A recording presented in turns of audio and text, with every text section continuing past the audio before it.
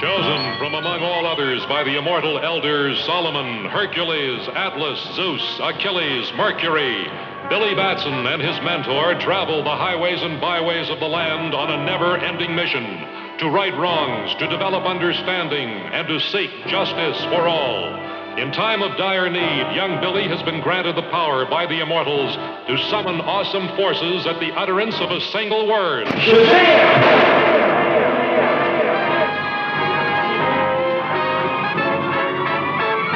A word which transforms him in a flash into the mightiest of mortal beings, Captain Marvel. Are you all right? Yeah. Yeah, but what was that? They're blasting up ahead. The way you were driving, I'm not surprised you missed the sign. Yeah, I guess we were going pretty fast. You better head back now. Thank you, Captain Marvel. Yeah, thanks a lot. Welcome back, my friends, to an all-new episode of the ShazamIsisPodcast. It's your old mentor, John S. Drew here, and we're continuing our journey down the highways and byways of the land, discussing those episodes of those two television shows we loved as kids back in the 70s, Shazam and The Secrets of Isis. And joining me in that never-ending quest is the Big Red Cheese himself, Mr. Richard F. Lee. Hey, Richard. Well, hello, Mentor John. It's good to be with you today.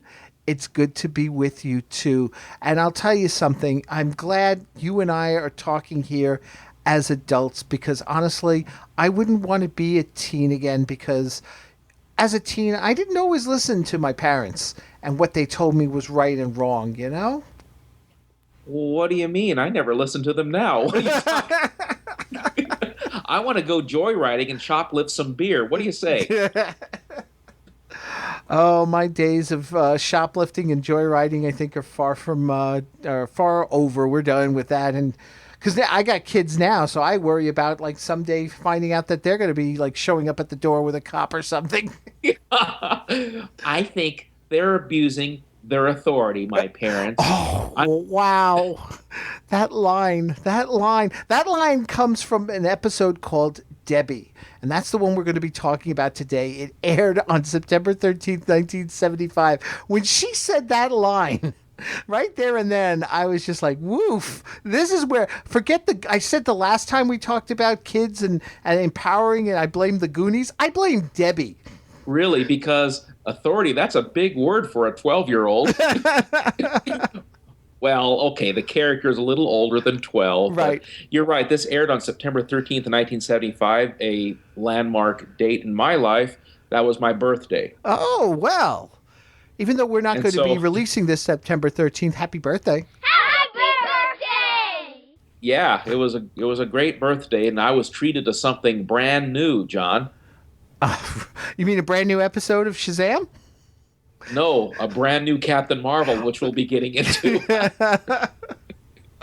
Oh, yes. You must have been like just so excited. Birthday cake that day, maybe some gifts, sit down in front of the TV there, and what the? Well, we're poking fun at this, John. We're going to go into detail about that in just a few minutes, but to begin this episode called Debbie, which I think is a strange title. I don't understand why they called the episode by the name of the character, but this was produced by Dick Rosenblum, who we saw in the last episode, and he was executive producer. And we're going to see, once again, his name show up in ISIS. It's going to show up in other episodes of Shazam. And Arthur Nadell also produced this episode, and it was written by someone named Michael Pressman and directed by Arnold Lavin. Now, Arnold Lavin, I think, was a veteran television director. I don't know my directors that well, but his name is familiar. Yes, he definitely, 60s and 70s television, definitely a veteran director there. We've got a larger guest cast list this time around. Cindy Henderson plays the title role of Debbie. Harry Moses plays Tom. And it's weird because as I'm watching it, I thought that he looked a lot like the actor who portrayed Almanzo Wilder on Little House on the Prairie. It's not the same actor, but he looks so much like him. Are you familiar with the show? I'm not. I made it my point, John, to avoid family-oriented television in prime time. Are you kidding me? Really? No. I avoided family-oriented television. I wanted to see violent cops and robbers show and cleanse my palate by watching Shazam on Saturday. Oh my gosh! Wow, I was like hooked on all those TV shows, like Little House on the Prairie, Life Goes On, Our Family. If it was 8 is Enough, if it was family oriented, I was there. I mean, the only one I never got into was Seventh Heaven. Well, I think you would have been a little older by 7. That's true. That's also true. No, I got to tell the listening audience, and I think that there's some people out there who can relate to this. In the 70s, I was into Cannon and Mannix and Harry O and Kolchak the Night Stalker, anything with a gun. No wonder I turned into the demented soul you see before you. You mean the lawyer? I'm sorry. I'm sorry. Well, going back to what you said a minute earlier, if your kids show up at your home with a police officer, you know who to call. That's true.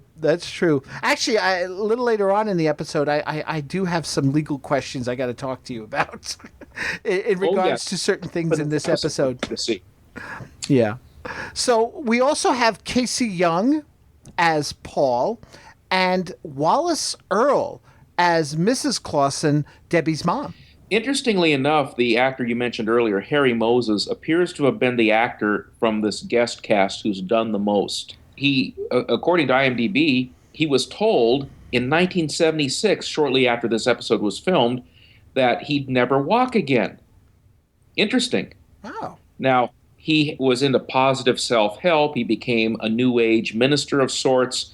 He had met the Dalai Lama. He has been an actor and a director. So he's had a very interesting life since his time on doing this one episode of Shazam, and he has a very interesting filmography also.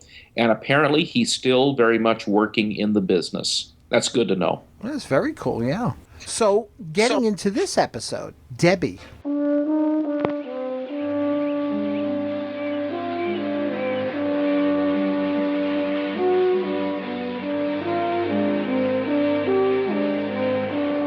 Well, what we're seeing is a young woman who's watering grass on the front lawn.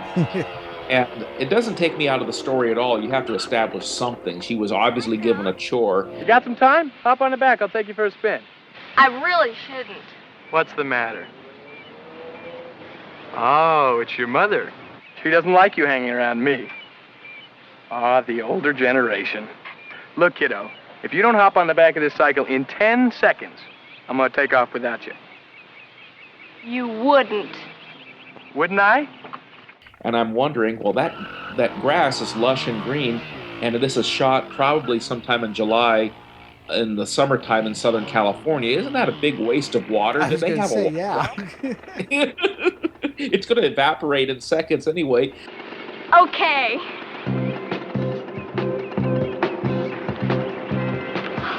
If my mother finds out. We'll be back before she knows you're gone.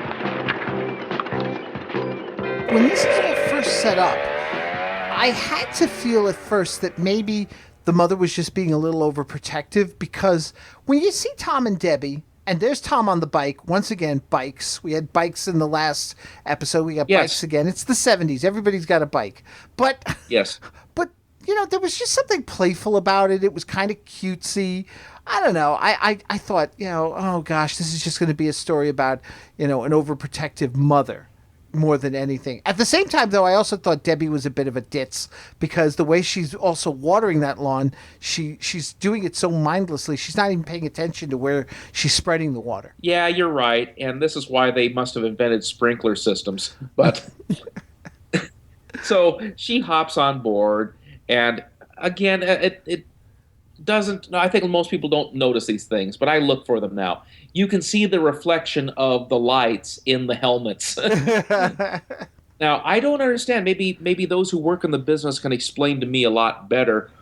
In doing an outdoors shot where you have enough sunlight, I don't understand why you need lights on the set of an outdoor set.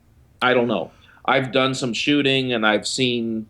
I'm trying to remember now when I worked down there if I saw lights turned on for day shots exterior, And I think they must have done that. I don't know why it's necessary to do that. But you can see the lights reflected in the motorcycle helmets as they're taking off. That's interesting. I mean, the only thing I could possibly think of is just if it's going to be a long day and there's consistency. But from what you're saying and from what I remember too, it looked like a pretty well lit day as it was to begin with. Yes. You really wouldn't need lighting. Yes. Yeah, you're right. It looks like a well-lit day. That's why I'm wondering, why would they need to do that? And I don't know. And then we see Billy and Mentor taking a 70s version of a selfie in a lighthearted moment. Yeah, so it's cute. It's cute. But now let me ask you something, because was that a Polaroid? I don't know, John. Because didn't they have the market on self-developing film at that time? I think they did, yes.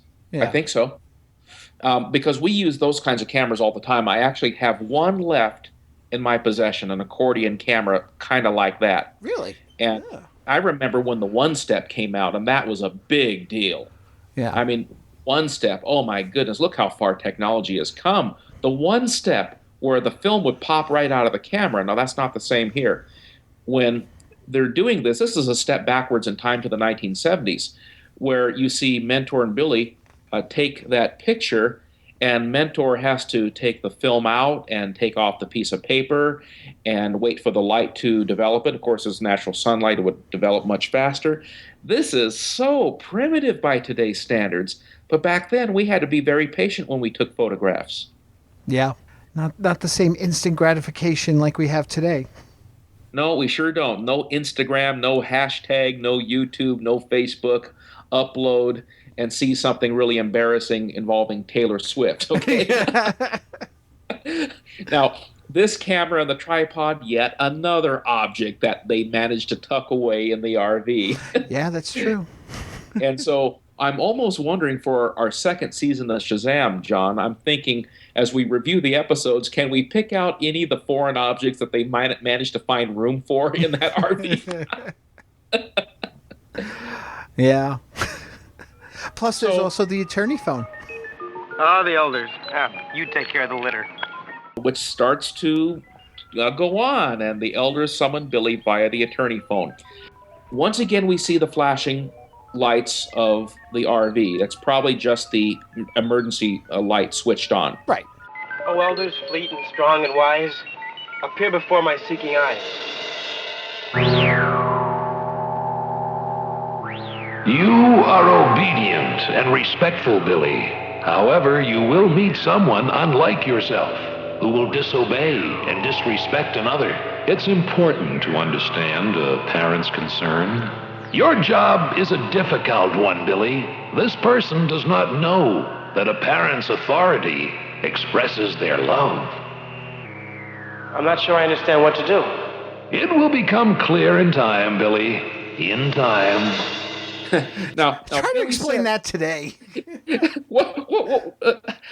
I think we're grown-ups, John. I think we know what this means, but for crying out loud, this is really preachy. Yeah, it is.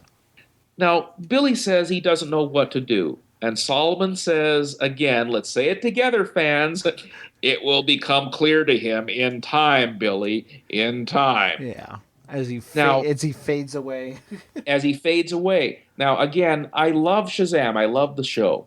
But here we are in the second season again, and when we hear Solomon, especially Solomon, usually he's the one who talks the most, tell Billy over and over from episode to episode, it's going to become clear in time, in time. It's almost a laugh line by this point, John. It's almost like he's dead Jim from Star Trek. Yeah. Yeah, exactly. And then what makes it even worse is that Mentor then mimics it. Says the exact same thing. And when Billy's like, hey, Solomon just said that, he goes, that's because we think alike. Yeah. Was that meant to be filler? I don't know. That's interesting. I wonder about that. Because in the end, this isn't an episode with a lot of detail. It's just girl likes boy, girl follows boy, boy's trouble. I mean, he's trouble. And so they eventually get into trouble. The beats are all there. Oh, the beats are all there, but I actually like the setup. I like the fact that you have something that a lot of, well, maybe not even adolescents, older teenagers can relate to. Okay. And that brings up another question. We know Shazam was not just written for 7-year-olds. It was written towards an older audience. You had older characters, older guest characters for the most part. You didn't have little children walking around. You had mostly teenagers or people in their early 20s who were troubled, and Billy and Mentor had to steer them on their way. We not only have older kids in this one, this one also actually has an element in it that is definitely really not for the kids. It mentions beer. Yeah, You know? it mentions beer. No, the prior episode we had blood. Now we have beer. Yeah. What will be in the next one? Bond? Well, you know what it is? Maybe that was the thing. It's like, maybe they realized, because if you look at it, there are some first season episodes that are more not only just the stories themselves, kid centric for the 8-9-year-old and such, but they also featured younger kids. But maybe they were like, hey, we really need to step this up, because this really, we got to speak to the teenagers, because you've got Michael Gray, who's a teen heartthrob. Yeah, you're right. I think you're right about that. That probably is what they had in mind, that here you have someone who is a very popular star in the teen magazines, Tiger Beat and Teen Beat, and you're reaching his audience of people who are about that age, and they're going to be tempted to do things that might be illegal, stretch the boundaries a little bit, start to rebel, and they start making their own decisions and not going along with what their parents tell them to do. That it might have influenced the producers and writers of the shows to let's focus a little more on an older audience, not little kids running around. This isn't Romper Room. We want to have a good story to tell that deals with real life issues. And I think that that's what the goal of Shazam and ISIS were. Yeah. So Billy, for whatever reason, he's just like, we should get going. Although I'm thinking maybe there needed to be another line in there about like, we should move on, and maybe I'll meet this disobedient person or something. I don't know. Hey, yeah, I know. I thought that's weird. Like Billy says, we should really be going. Where? I mean, why? Are they on vacation? Do they have to be somewhere? I mean, yeah. That struck me as a little weird, John. It was. And of course, it conveniently sets up the whole thing, because now we see the kids on the bike and they're heading towards this blasting area. They almost collide with the RV as Mentor's pulling out onto the road. Watch it!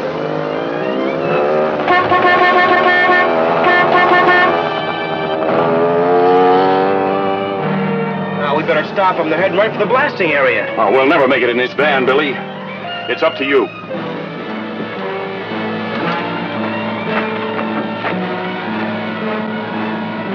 Shazam!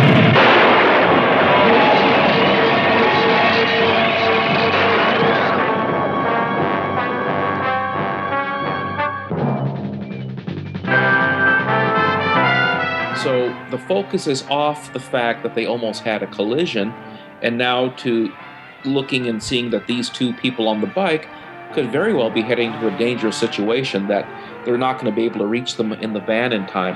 And certainly if the van tries to chase them down, it would look a little strange. And so Mentor tells Billy it's up to him, and I think that that's appropriate here. Quick, in the ditch. But that's a powerful blast, don't you think? I mean, the whole place is shaking when the blasting area is going on. You can hear the blast, and the camera moves rather violently. Yes. But so Mentor tells Billy it's up to him. He gets out, and he calls on the powers of Captain Marvel. He says Shazam.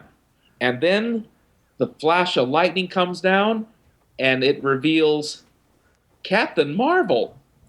Captain Marvel? Well, okay. It's Captain Marvel. well, now, okay. All right. It's your birthday. How old were you, Richard? Let's see. I think I had just turned, I want to say I was, I turned 8 years old. I was 8 that day. So it's your 8th birthday. You got up Saturday morning. It's going to be a great day. We don't have the internet. We don't have any warning of this. We turn on the TV, and instead of Jackson Boswick, who's been smiling at us for the first year and the first episode, There now instead is John Davey. Be honest. Yes. What were you thinking? Well, I didn't, it's different to see another actor play the part, another actor playing the part. And honestly, I wasn't offended at it. I was wondering and confused as to what happened. Why was there a change in actors? And I'm an 8-year-old kid, and I knew that this was a different actor. But the thing is, you have to give children credit, like we said before. Children know there's a difference in the actor.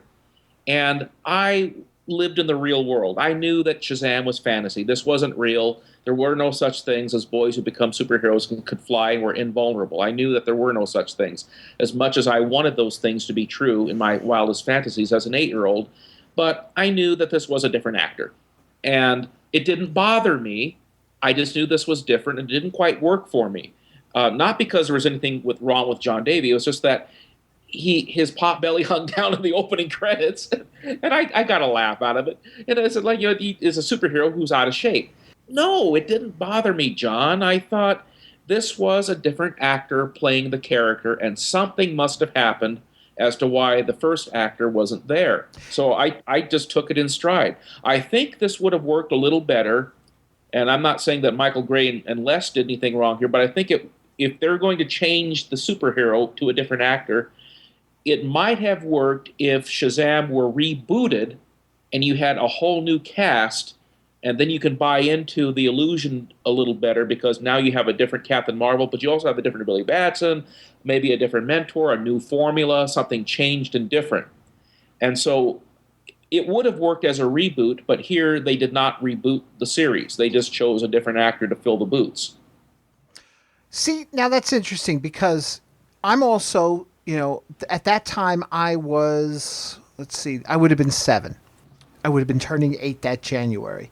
So for me, I was used to different actors playing pivotal roles. I mean, there was Frank Gorshin and John Astin in Batman when they played the Riddler, or for that matter, Eartha Kitt. Talk about real big change. You go from Julie Newmar, who's tall and statuesque and white, to a shorter, but still attractive, but now she's black, Eartha Kitt as Catwoman. Right. So I'm used to those. I was used to those changes. I have to agree with you. And on one thing though, when I saw the opening credits, and I gotta say, I don't know how much of that is John Davey's fault and how much of that was a really bad director who just set up a really bad shot and said, okay, John, we need just something in action, run towards the camera, and had the camera angled at the worst possible thing. Because in later scenes in this particular episode, because we're going to get into this now, he runs instead of flying for his very first appearance. Your first appearance of John Davey as Shazam, you have him run across a field. And not only do you have him run across the field, you use Keystone Cop speed to have him run across the field for most of the scene. But when John finally does take off and fly, and he's actually flying against the blue screen, he doesn't look that bad. I think the potbelly thing is, because I've been watching some of the other John Davey, like I said, I cheated. I went ahead and I looked at a few. I honestly think all our memories of Potbelly John Davey is just that one unfortunate bad angle of John running towards the camera, and he's just, it was just one of these, come on, quick, do this, and he doesn't know what to do. I mean, it was, for all we know, maybe even been the very first time he put on the damn suit, just so that they could get the credits, lined up and working, and then we'll worry about the rest later. I mean, we don't know. But honestly, I think we as kids and fandom in general haven't been fair, because in looking at it, and then when we get to that PSA he does, he's looking really lean there. Well, that was the 3rd season, and by the 3rd season, John Davey had told me that he had gone on a diet and did exercise. He worked out. He was a good actor, and he was thrown into the part. They yanked him and threw him into the part. They needed somebody right away who could fill the costume. Poor Jackson got hurt earlier that day, and they replaced him within only a few hours, and they had John on the set putting on the costume. And he, as an actor, you're offered a role and you take it. Yeah. See, that as a child didn't bother me so much. I thought it was funny to see a different actor in the part, but we got to remember something also. I never saw the Batman series as a kid. I always thought of the different Riddler and the different Catwoman, as you mentioned, as different villains in the Riddler franchise or the Catwoman franchise. I never thought of them as the same character. I thought that Julie Newmar was the real Catwoman, and she had henchwomen dressed as Catwoman to do her bidding in that particular franchise she started. It's almost like Santa Claus has his little helpers. I thought of it that way. But here, Captain Marvel is supposed to be the character. Now, this is interesting. In the character, as the character was drawn in the 1940s, depending on who was drawing the character, it could resemble John Davey, it could resemble Jackson, it could resemble Tom Tyler, it could resemble Fred McMurray, depending on who the artist was who drew the character from issue to issue, because C.C. Beck did not draw the character in every issue of Captain Marvel Adventures. So we see him for the very first time. He's running, and the running didn't bother me at all. I thought it was great. Something different. He's not flying. He's running after them. And I actually like how they edited the scene where he seems to be running so fast, he must be like the Flash. You can't see him, then you can see him, then you can't see him, then you can see him again. That didn't bother me. At some point in the 1970s, I bought a magazine. I actually asked Donald Glut about it, who had written one episode of Shazam, the brain that we interviewed him about. There was a fan magazine of some kind, not Starlog, but another one of those sci-fi superhero magazines in the 1970s, where they talked about Shazam and ISIS, and they talked for a one or two sentences about the transition from Jackson to John Davey. And there was a brief mention that Jackson was injured on the set, and a contract dispute put him out of the series, and John Davey filled the role. Now, I have to tell myself, I was a precocious 9-year-old. I could read that. I was a good reader at 9 years old. So take that, Common Core. But I digress. The way he tells Tom, as Tom is going to get on his bike and take off and leave the blasting area, the way John Davey delivers the line, ride that motorcycle more carefully, and then you won't need my help. I thought that was a good way to deliver the line. It sounded good. It sounded authoritative. It sounded authoritarian. It sounded like what a superhero would say to somebody who they just kept from getting into trouble. I thought he delivered the line just fine. And in the article of this magazine that I read as a kid, the Sci-Fi Mag, it made the opinionated comment that the writer thought that John Davey delivered his lines with polish. I don't know what that really means, but I think I kind of get what he means. There is more inflections in his voice. I get that.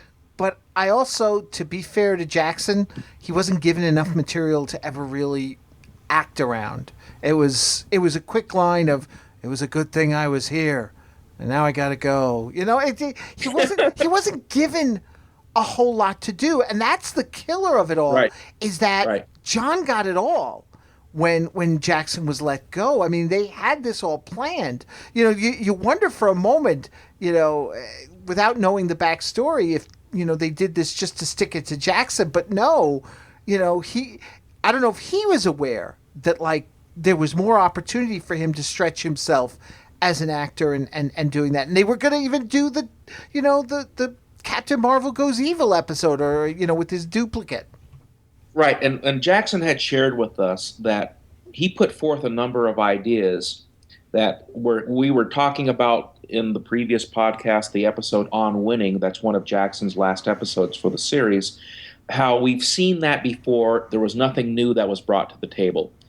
Jackson had stated that we've done this before. How about something different? How about have Captain Marvel rob banks? Or how about have Captain Marvel have electricity come out from some rods or something? How about giving him more scenes or something like that?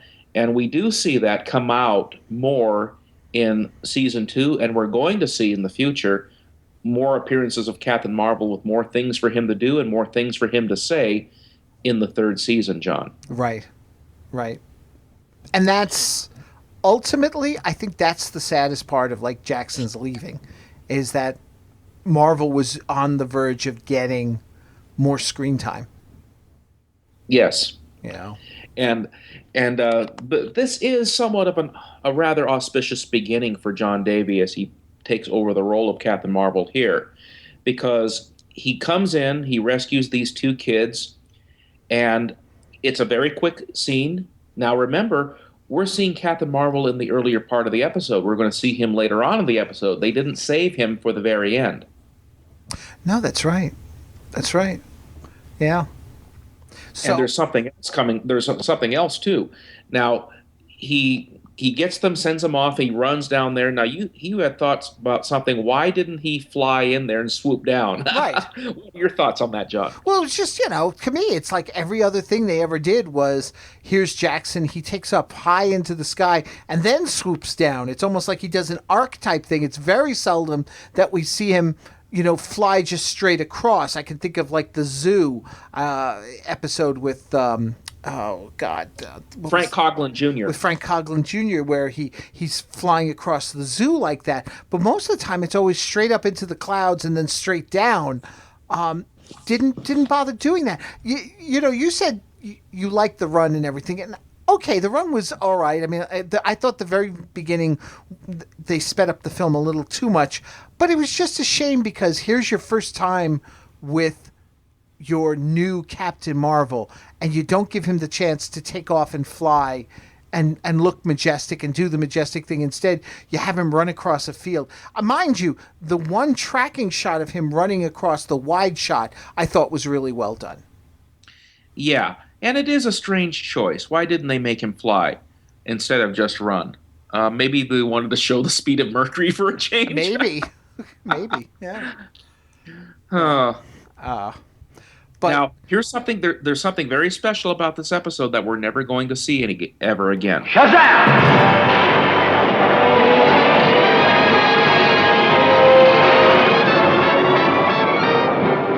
In this episode, this is the only one where John Davey's Captain Marvel turns back into Billy Batson.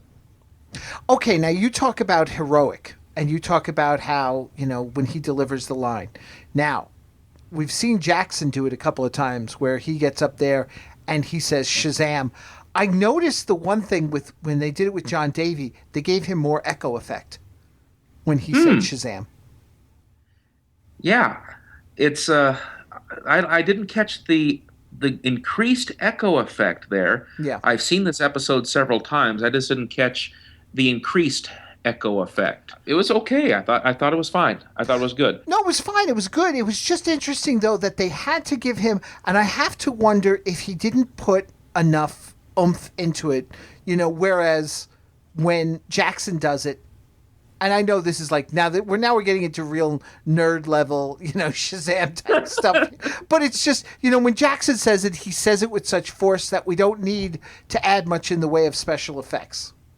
That's right. You don't really need too much of an echo when Jackson did it, but Jackson had an opportunity to do it several times in the first season, and this is the only time we see John Davey doing this in the entire series, which is kind of strange. I wonder why they wouldn't show Captain Marvel revert back to Billy a little more often, because those were neat too. I mean, it's neat to be able to see that happen where the superhero reverts back to his normal self and carries on as Billy. I thought it would have been better if they would have included that in further episodes, but for whatever reason, the writers and the producers chose not to do that. Right. So, Mentor and Billy meet Debbie, because, Marvel's like, my friends will take you home and such, because Tom doesn't want to ride home with her and such. So she goes and takes the ride from them on the RV. Once again, we have our character taking rides from strangers and stuff. But Captain Marvel okayed it this time, so it's not as bad. After they introduce themselves and stuff, Mentor talks about his concern about Tom's recklessness in riding the bike, and Debbie complains about her mother's criticism of Tom, and that's when Billy has, and get this is not going to be the only. This is the first flashback. It's important to understand the parent's concern.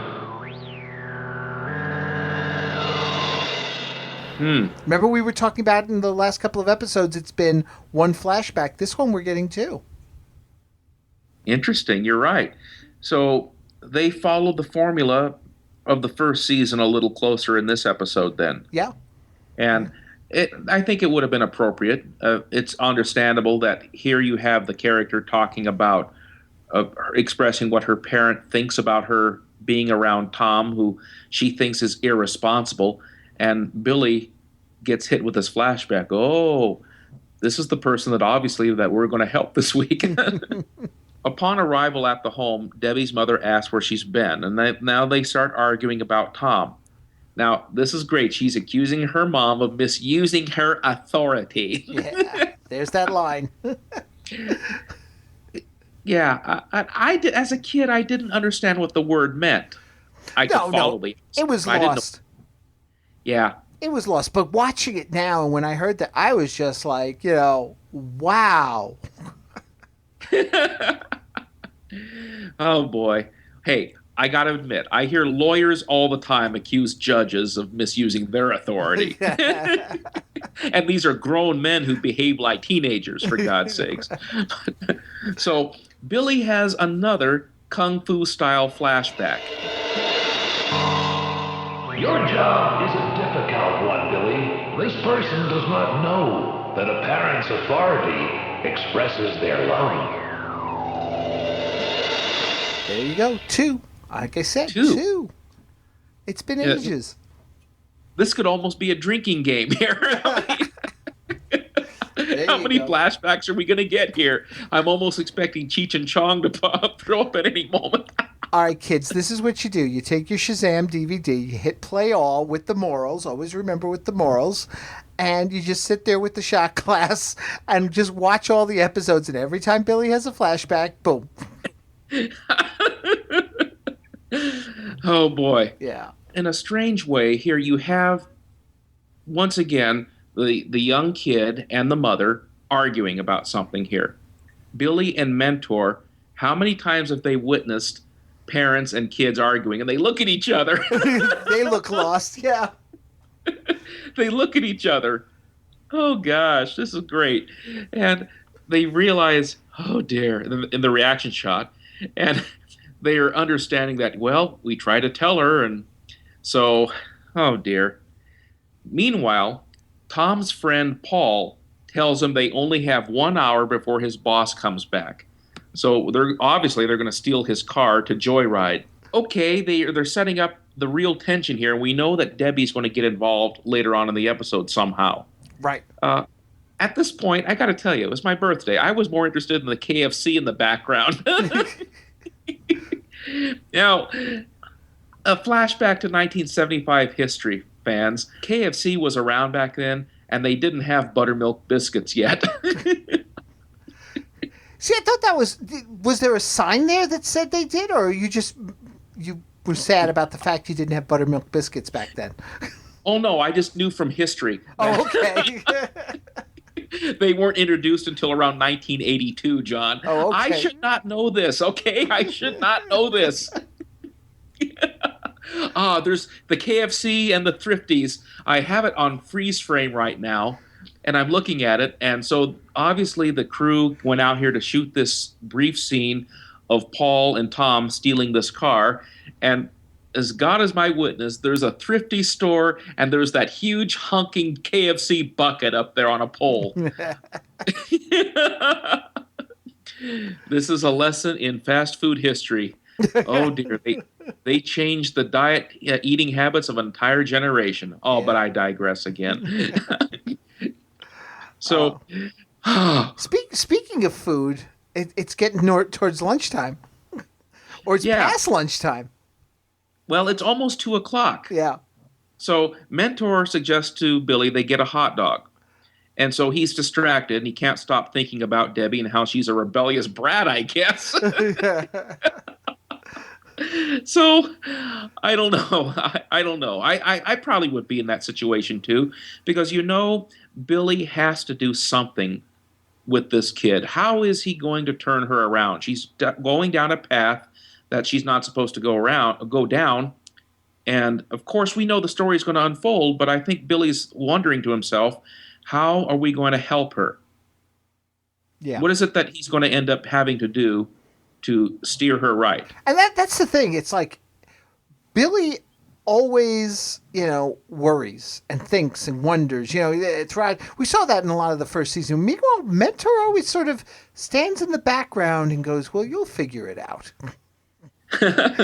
But what I like about it, though, And we have seen Billy Batson do this in a lot of Shazam episodes. And I like how Michael Gray plays it off. I really do, because he's a character who's really three-dimensional, unlike the character in the comic book. The character in the comic book, the Billy Batson in the comic book, was not very complex. He was a boy, and you had the wish fulfillment fantasy of a boy becoming a superhero, and that's really all you had. You had Billy snoop around and maybe be a reporter for his boss, Mr. Morris, at Wiz Radio or TV. And then Billy would snoop around where he's not supposed to. He'd get clubbed on the head. He'd get gagged. That became formulaic for Shazam in the comic. But Billy did not really show a whole lot of concern for the different characters he ran into too much. Right. And he always seemed a little naive and kind of dumb in the comic book. In the television adaptation, in the translation to the television screen, Michael Gray pulls off Billy Batson being a mature youth. He's probably a teenager, like we've guessed before, and he's a lot more mature than the other youths that he encounters from each episode, and that he really shows a care and a concern about the dilemma that they're facing, and it comes out in his acting. I think it's realistic to me, John. He plays it really well, and it's not patronizing. I think he really shows concern, and that comes from being a very good actor. And he's empathizing with the plight that the guest character is going through, that we know Captain Marvel is going to have to participate in rescuing somehow. Well, meanwhile, you got Debbie sneaking off, right? Yeah. Now, here's where peer pressure comes in. She sees her friend. Sees Tom. This time he's not on a bike. My goodness, he's got this huge hunkin' white Cadillac or whatever it is that they're driving. It's a caddy. Big 1970s boat car. Yeah, a boat car, a convertible with red interior. Yeah. What do you want to bet that this was probably Norm Prescott or Lou Scheimer's real life car?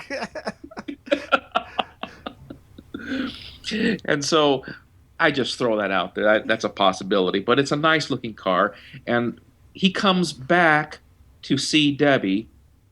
And now Tom brings his friend Paul along, and they ask her that, would you like to join us? And then she says, far out. Joins the joyride. Oh, good grief, John. And off they tear off. I mean, my God. If that was one of the producers' cars, they must have been looking at the rushes and like going, I hope you guys were careful, because he's driving pretty recklessly. I mean, we come into Act 2, and the car's just tearing through the streets. Tom, that's a stop sign. Slow down. Watch it, man. Hey, relax. That's the way I drive. Look, no hands. But it is neat to see some of the older cars. You know, Mentor, it's days like these I really appreciate. Easygoing, peaceful, good hot dogs.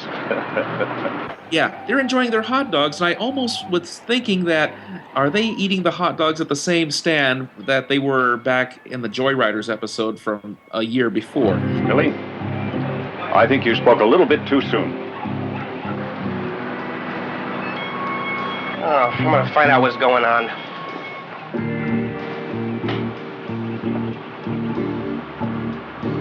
Hi, Debbie. Hi, Billy. Is everything all right? Sure. Tom and his friend and I are out for a ride. They're getting some sodas. Yeah, I see. I suppose you're going to tell me I should be at home. No, it wasn't. That's your decision. You mean my mother's decision? Debbie, you shouldn't talk that way. Your mother really cares about you. She's just concerned. And I think she should be. Hey there, how's it going? Good to see you again. How'd it keep moving? Hey, Debbie. Because I love details once again, John, a 7-Up 6-pack is only $1.29 at the Fresh Save store. Now, I totally missed that. Boy, Mentor, they sure were in a hurry. Yeah. I'll be right back. I want to pick up some vegetables for tomorrow. Do you have to drive so fast? Just getting warmed up. Wait a minute. Billy! No wonder Tom took off so fast. The boys just stole some beer from the market. I better go after him before there's more trouble. What do you say, Deb? Exciting enough for you?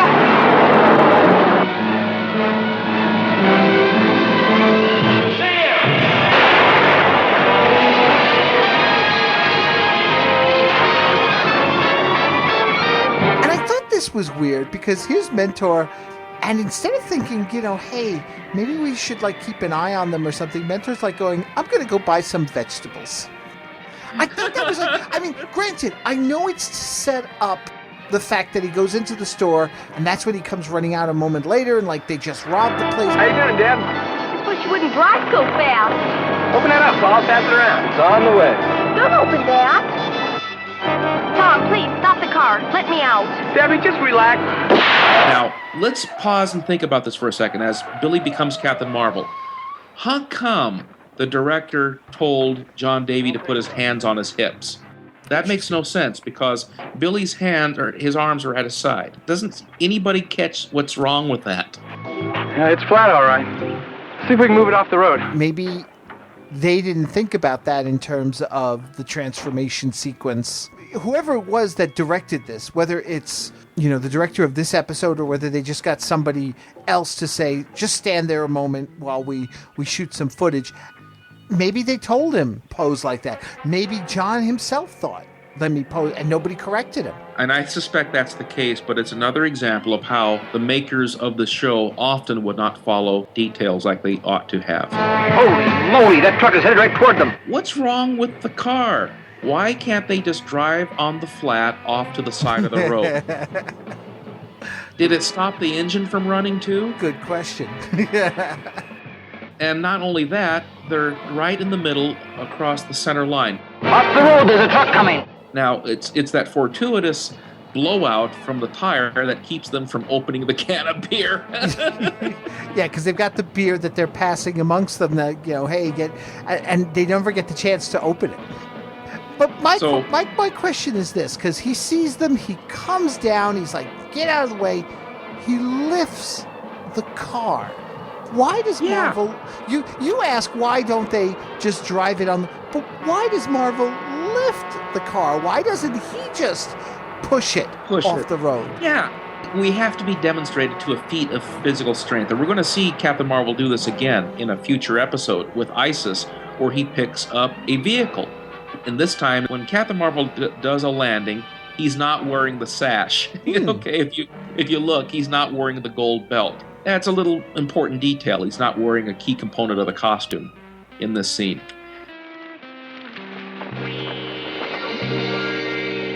We meet again. Debbie, are you all right? Yeah, I think so. I'm just glad that you showed up. I'll second that. And count me in, too. Well, the important thing is that no one was seriously hurt this time.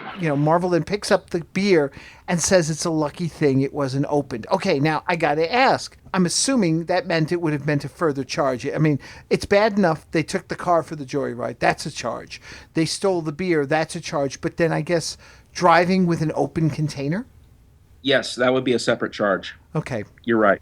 But it wouldn't get them out under the fact that they committed a theft, which in our jurisdiction is a gross misdemeanor of that amount. But that would be a theft of the beer, but it would be grand theft, what we call taking a motor vehicle without permission. That's a felony. And then to add insult to injury, it would be an open container violation if they had opened it. And all of them could be charged with it, too. And the thing is, even though Debbie did not participate in the shoplifting, she was riding along, and conceivably she could get in trouble also, but she had no scheme or plan to take the car herself, so she might get off. So now here's something interesting. The authorities arrive. We've got to see the authorities. We've got to see the authorities. This is obligatory in a Shazam episode. They arrive and they take both of the boys away. Right. And so the RV comes up with Mentor, and Captain Marvel says, what's going to happen to the boys? It'll be up to the judge. What they did was wrong. I'm glad you weren't a part of it. Well, is Captain Marvel going to be a witness for her now in court? And so he says, I'll take care of the car. Yeah. How? How? Who? Did they say anything to you like, hey, by the way, this is my boss's car? Maybe he did, as they're getting handcuffed and arrested, and so Captain Marvel would know where to return the car. But how is he going to do it? Is he going to pick up the car and fly it to the boss's location?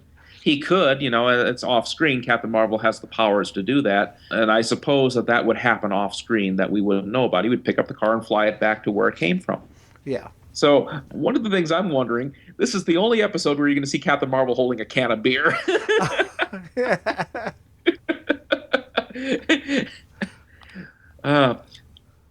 Schlitz malt liquor, good enough for Captain Marvel, good enough for you. So did he drink the beer off screen? But so Mentor gives Debbie a ride back home. And when she gets there, Billy is also there. So Captain Marvel should take care of that car really fast and give him time to fly back to Debbie's home and become Billy again. Yeah. Oh boy. Oh man.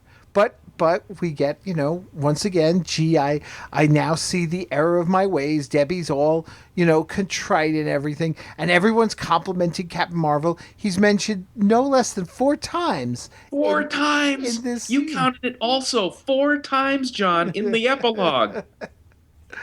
But I did like, this was weird. I did like the line where Billy says Captain Marvel couldn't have said it better himself. Of course, Captain Marvel doesn't get to say it because Billy's taking on the morals now.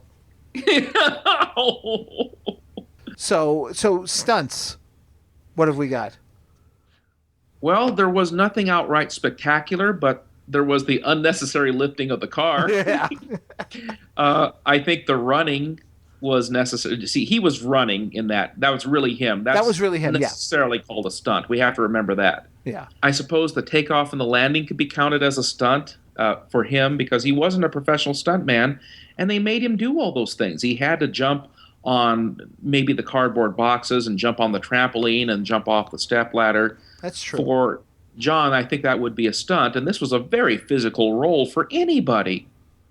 That's true. I have to count that in this case. The thing is, with a show like this now, you can't have too many stunts anymore because Jackson was an athlete who did the stunts. John was a former boxer, but he was mostly an actor. He was not a stunt man. And so I think there had to be a necessity to cut down on physical stunts because there's too much of a risk, like what happened to Jackson, of John getting hurt, and he was not about to do something like that. Yeah, and that's understandable. I remember when I was on the set of Mighty Morphin Power Rangers, John, I kid you not, I was on the set in Long Beach, California, where John Davey used to live, by the way. That was some time ago. I was on the set, called out there to appear in a scene, and I had in a space outfit and a technician of some kind, and there was real pyrotechnics going off. And the assistant director told us there's going to be a lot of pyrotechnics going off. And he says, I don't want anybody getting hurt. This is a kid's show. It's not worth it. I've never forgotten that. You do realize now you have to tell us all what episode it was. Oh, my gosh. Oh, I'm going to have to find it now. It was from 1999. It was an episode where a bunch of people at a space fort where it was running out. It was filmed live at or on location at the Long Beach Public Library, and it really was. And there were gas lines around with flame coming out. So I don't know the name of the episode, but we were going through a wall in one scene and pretending to come out on the other side from a different location, and all the actors were there. They were in full costume. It was great. A lot of fun. When we were shooting that on location, there were people walking through the library not knowing that we were doing a live shoot, and the assistant directors were telling them to get out of the way, we're shooting a scene. And I remember one old person in particular was cussing and swearing like, blankety blank blank, who doesn't realize that they're shooting a television episode of Mighty Morphin Power Rangers. But yeah. And so I had fun doing that, but I recognized this was serious, because you had actors getting hurt on the sets of shows. Yeah. And so talking about the stunts, there weren't a whole lot to do, but it was still a physical show. Yeah, no, still was. Absolutely. Fashion-wise, one thing I got to point out, Debbie's jeans. I had forgotten how many women wore the pants so high up the waist back in the 70s. Yeah, what happened with Gravity? I mean, Gravity's pulled everyone's pants down below their butt now. But I mean, this is just unusually high that it sort of almost makes their butts look even bigger because there's actually more material because of the way, the backside is it just was weird. I'm like looking at it going, that's just an odd looking pair of pants on her. And the pants were the big peg leg ones that were in style in the 70s and early 80s. Yeah. I mean, you could walk and almost they would be like bells. They were so big, peg legs. Oh, dear. We'll return to Shazam after these messages. Sorry. Ouch! Gee, getting somebody to have breakfast with is sticky business. Cheer up, my porcupine pal. A fruitful breakfast will share right now. Follow your nose. It always knows. Ouch! I smell it. Kellogg's Fruit Loop cereal. Oranges, lemons, cherries, and other natural flavors. Start with a balanced breakfast, including Kellogg's Fruit Loops. Follow your nose. Fruit Loops are good. How can I thank you? By long distance, please.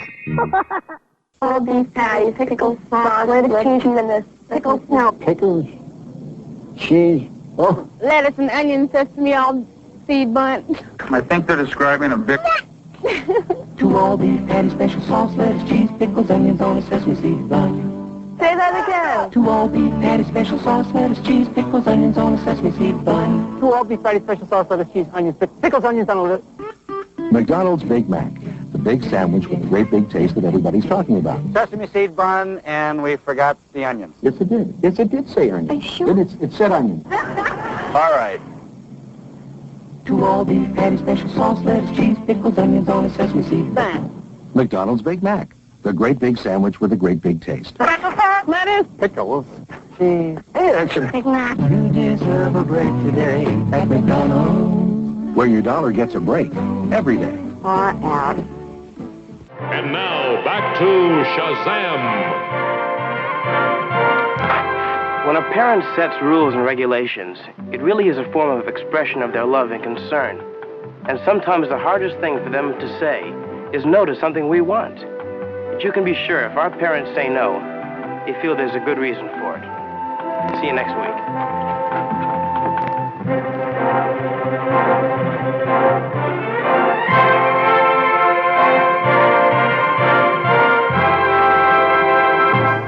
All right, so now the moral.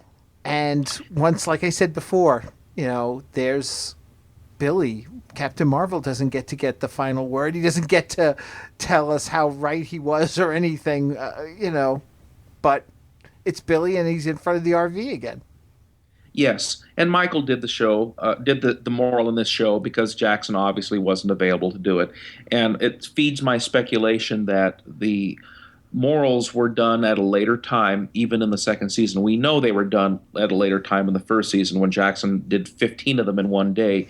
In this situation, I can't say for sure if they were all done in one day or all the second season episodes were shot at once. That's a mystery. But I suspect that they were done all at once to save time. Now, this parallels the moral from Little Boy Lost.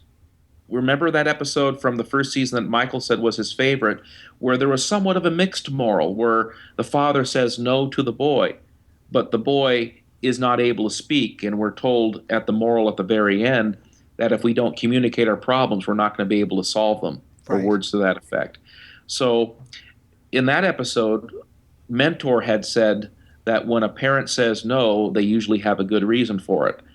And that echoes here in this episode, John. Yeah, I think that this one looks to me like it would hold up today. What do you think? I think the episode itself holds up, but this is one of those ones, like I was saying before, all joking aside about, Goonies to blame and all that kind of stuff. But the fact is that, this is really quite rebellious for a teenager. Unless the teenager is just out and out a troublemaker. Those are the kinds who are like, the rebellious types back then. But Debbie wasn't a troublemaker. She was just a good kid who fell in with some wrong kids. So when she says to her mom, "You're exceeding your authority," that's brazen. I mean, that's something you might expect kids to say today, or maybe not in those exact words, more like, Yeah, right. You're in charge. Because today I don't see parents really being as authoritative as they should be. I mean, I know myself in the classroom, so many of the kids just. I mean, there's still some who like when we discuss certain elements of a story and say, well, what if you did that or something? The kid would be like, my mother would smack me, but there are plenty of others who just laugh and they've got these 15-year-olds who have wild late night curfews and stuff on the weekends, and I never hear from the parents. I just feel that the whole idea that they're expressing isn't something that would fly today because of the way parents are. They're either extremely hovering over their child, what they call the helicopter parents, or they're more like their friend than anything else. There is no parent in between.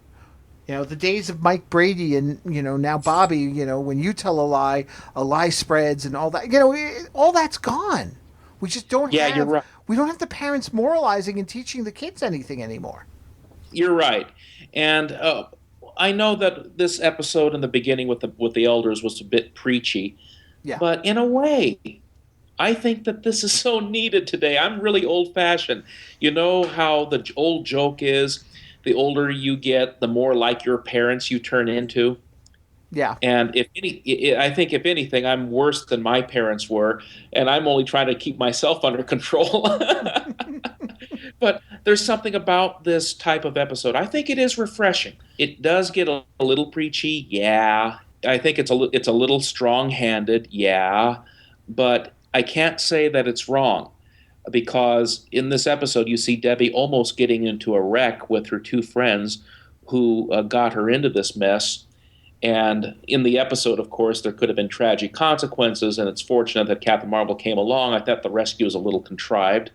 But in that way, it is formulaic, but I do think this episode, now, unlike Little Boy Lost, I don't think that we have a conflicting moral here. I thought there was a conflicting moral in that episode, as good as it was. I think you have a plain moral here, but it's a little preachy, but I can live with it. I think that the message needs to be reiterated to people, maybe in a different way, I don't know, but I think it's good. All right, so then with that said, on a scale of 1 to 5 holy molies, how do you rate Debbie? Well, I actually like this episode, but again, I have to give it a 3 out of 5 holy molies because it's, again, not a bad episode. I thought it's good, but there's nothing to me that's outstanding. There's nothing to me that's action and adventure that I would want in my superhero shows. There's nothing innovative or new. It's well executed. It's well written. Overall, it's well directed and well acted by those involved. I just can't go beyond a 3 out of 5 holy molies, John. I would agree with you. 3 out of 5. I would say the story holds up. I agree with you on the whole, the direction, the writing, it's fine. John Davey's first appearance as Captain Marvel is pretty good. It's just, to me, I find that the moral itself is just one of those ones you really aren't going to get to fly today with kids, because I just don't see that level of respect between kids and parents anymore. Yeah, you're right. I think you nailed it on the nail right on the head. You don't see that level of respect anymore, and that's too bad, because I thought that, I think when we were kids, we probably had our own rebellious ways, and we did things that we know weren't really good for us, but we did them anyway because we were just acting on our rebellious instinct. But you're right. I think that this show shows a level of respect that we don't see today, and even though the moral holds up, I think it would fall on deaf ears, John. Yeah, I would totally agree with you there. So that's going to bring this one in at 3. So we've got two threes so far for the first 2 episodes of the second season of Shazam. Now, I can tell you there will be better episodes coming along, though. Will be better episodes than this. There are going to be some outstanding episodes in this second season, and when we get to reviewing ISIS, I think there's going to be some surprises there for everybody to enjoy.